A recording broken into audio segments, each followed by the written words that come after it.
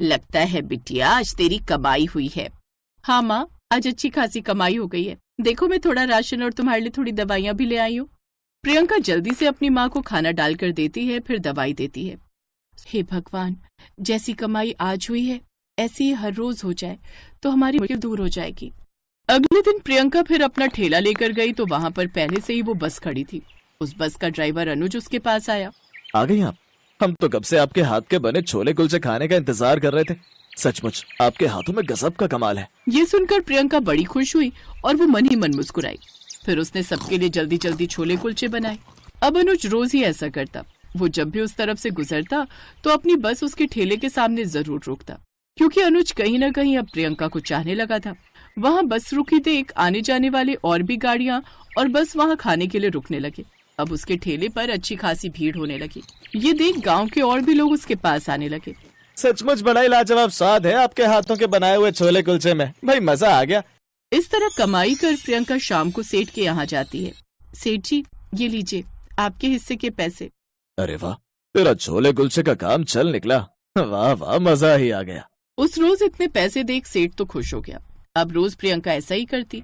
वो शाम को लौटते वक्त सेठ जी के हिस्से के पैसे उसे दे देती, लेकिन धीरे धीरे अब सेठ का लालच बढ़ता गया और एक रोज, देख लड़की, ये ठेला मेरा है और ये काम भी मैंने तुम्हें दिया है, इसीलिए अब 50-50 नहीं बल्कि 70 और 30% का हिस्सा चलेगा। लेकिन सेठ जी, ये कैसे हो सकता है? अगर मैं आपको 70% दे दूंगी तो मेरे पास क्या रह जाएगा? इतने कम पैसों में मेरे घर का खर्चा कैसे चलेगा? घर का राशन, माँ की दवाइयाँ और फिर उनका इलाज भी तो करवाना है। मैंने तेरी माँ का ठेका नहीं लिया समझी। तुम गरीबों की मदद करना ही बेकार है। चल अब जाओ और आज के बाद मेरे ठेले पर नजर नहीं आनी चाहिए। उसने प्रियंका को धक्के देकर वहाँ से भगा दिया, साथ ही उसका काम भी उससे छीन लिया। घर आकर उसने सारी बात अपनी माँ को बताई। तो चिंता मत कर मेरी बेटी, हो सकता है ऊपर वाले ने तेरे लिए कुछ अच्छा ही सोचा हो, इसलिए ऐसा हुआ है। प्रियंका उस रात सो नहीं पाई।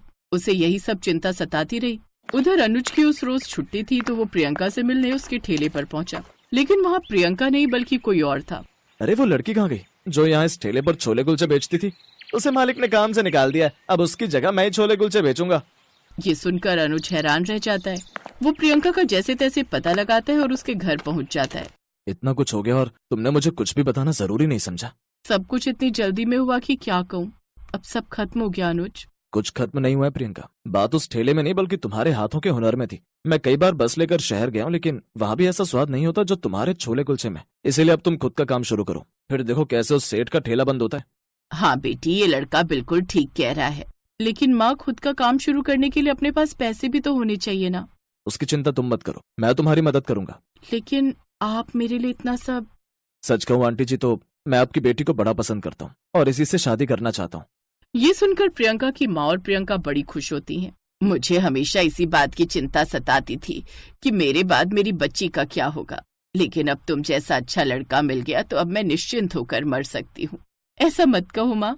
हाँ माँ, ऐसा मत कहो। आप हम दोनों के साथ ही रहेंगे। मैं अनाथ हूँ, इसी बहाने मुझे भी माँ का प्यार मिल जाएगा। ये सुनकर दोनों माँ बेटी की आंखें भर आती हैं।